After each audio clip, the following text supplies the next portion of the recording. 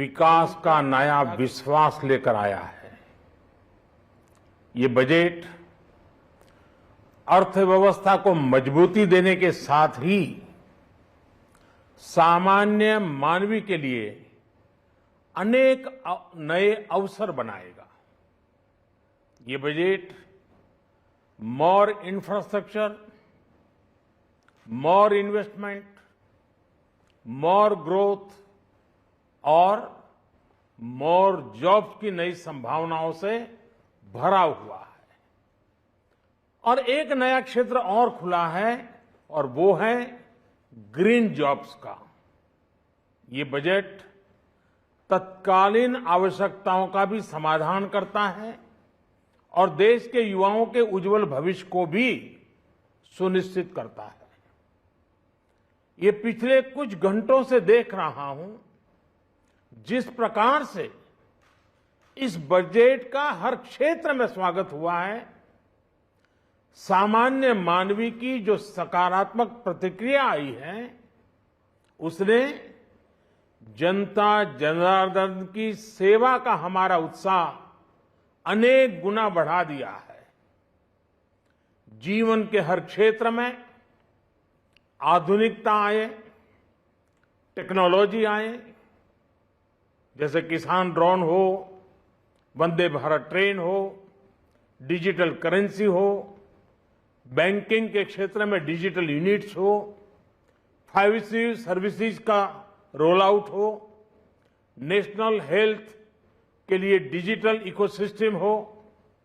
इनका लाभ हमारे युवा, हमारे मध्यम वर्ग, गरीब, दलित, पिछड़े, ये सभी वर्गों को मिलेगा। इस बजट का एक महत्वपूर्ण पहलू है गरीब का कल्याण। हर गरीब के पास पक्का घर हो, नल से जल आता हो, उसके पास शौचालय हो, गैस की सुविधा हो, इन सभी पर विशेष ध्यान दिया गया है। इसके साथ ही आधुनिक इंटरनेट कनेक्टिविटी पर भी उतना ही जोर है। जो भारत के पहाड़ी क्षेत्र हैं, हिमालय का पूरा पट्टा, जहां जीवन आसान बने, वहां से पलायन ना हो, इसे ध्यान में रखते हुए भी नई घोषणा की गई है। हिमाचल, उत्तराखंड, जम्मू कश्मीर, नॉर्थ ईस्ट ऐसे क्षेत्रों के लिए पहली बार देश में पर्वतमाला योजना शुरू की जा रही है। ये योजना पहाड़ों पर ट्रांसपोर्टेशन और कनेक्टिविटी की आधुनिक व्यवस्था का निर्माण करेगी और इससे हमारे देश के जो सीमावर्ती गांव है, बॉर्डर के गांव है, जिसका वाइब्रेंट होना जरूरी है, जो देश की सिक्योरिटी के लिए भी आवश्यकता है, उसको भी बहुत बड़ी ताकत मिलेगी। भारत के कोटि कोटि जनों की आस्था मां गंगा की सफाई के साथ साथ किसानों के कल्याण के लिए एक महत्वपूर्ण कदम उठाया गया है। उत्तराखंड, उत्तर प्रदेश, झारखंड, बिहार, पश्चिम बंगाल, इन राज्यों में गंगा किनारे नेचुरल फार्मिंग को प्रोत्साहन दिया जाएगा। इससे मां गंगा की सफाई का जो अभियान है उसमें मां गंगा को केमिकल मुक्त करने में भी बहुत बड़ी मदद मिलेगी। बजट के प्रावधान यह सुनिश्चित करने वाले हैं कि कृषि लाभप्रद हो, इसमें नए अवसर हो, नए एग्रीकल्चर स्टार्टअप्स को प्रोत्साहन देने के लिए विशेष फंड हो या फिर फूड प्रोसेसिंग उद्योग के लिए नया पैकेज।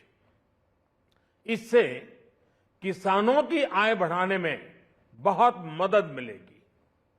एमएसपी खरीद के माध्यम से किसानों के खाते में 2.25 लाख करोड़ रुपए से भी ज्यादा सीधे ट्रांसफर किए जा रहे हैं।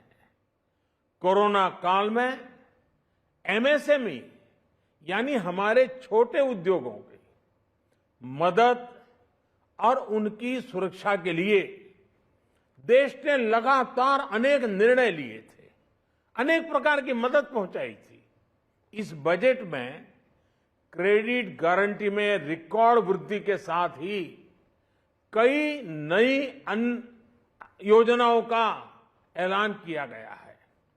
डिफेंस के कैपिटल बजट का 68% डोमेस्टिक इंडस्ट्री को रिजर्व करने का भी बड़ा लाभ भारत के एमएसएमई सेक्टर को मिलेगा।